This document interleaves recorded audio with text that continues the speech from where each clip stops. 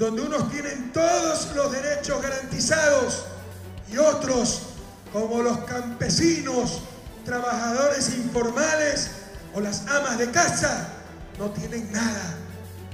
Por eso presentamos estas reformas al Código de Trabajo y a la Seguridad Social. Since his election in 2006, Ecuador's Rafael Correa has ushered in a period of radical transformation in the country. His government has promoted the drafting and passage of a new constitution. Poverty has been decreased by nearly 40%. The minimum wage has more than doubled.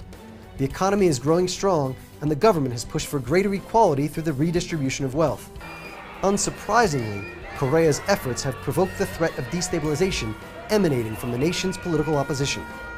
In protests held July 2nd, right-wing demonstrators attempted to carry out what the government has labeled an attempted coup d'etat against Correa. 6 police officers were injured as security forces prevented opposition activists from reaching the presidential palace where thousands of government supporters had gathered. It appears that right-wing political forces in Ecuador are replicating a strategy used against other revolutionary governments in the region. The strategy involves unleashing violent street protests designed to provoke a response from state security forces and prompt accusations of human rights abuses. Following the demonstrations on July 2nd, few media outlets actually led with the violence perpetrated by the protesters. Yet we know that if such violence was carried out by government supporters, there would have been a different reaction from the press.